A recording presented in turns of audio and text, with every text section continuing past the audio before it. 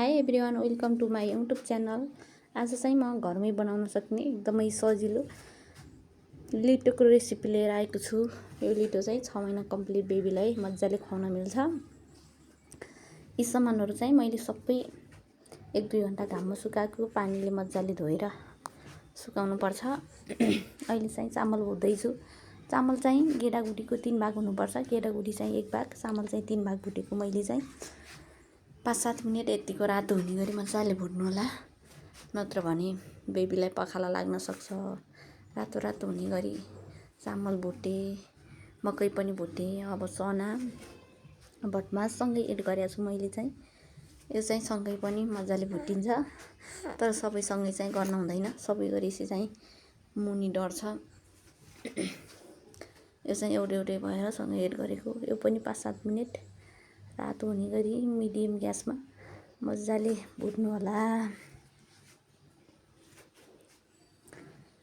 अब यो पनि रातो रातो हुन लाग्यो।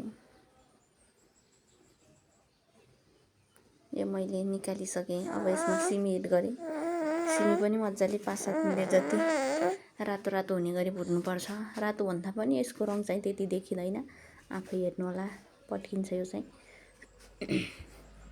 अब यसमा काजु किसमिसहरू चाहिँ थोरै 1-2 मिनट भुटेर यो चाहिँ छुट्टै राखेको छु। मिक्सरमा पिस्न छुट्टै सजिलो हुन्छ।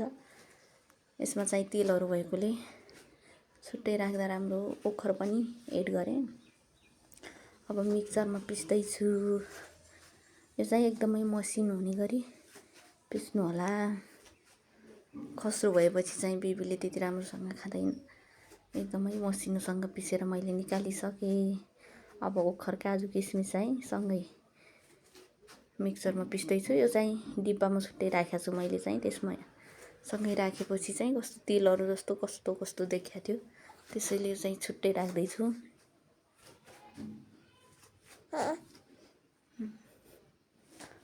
यो पनि मसिनो हुने गरी नै पिस्नुपर्छ। यो चाहिँ एकैछिनमा पिसिन्छ। अलि गाह्रो भनेको चाहिँ मकैहरू चनाहरू पिस्न चाहिँ अलि टाइम लाग्छ। यो चाहिँ एकचोटिमै पिसियो।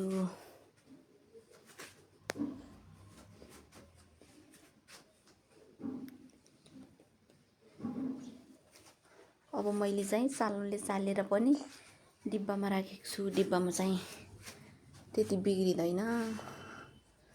हस्, थ्याङ्क यू।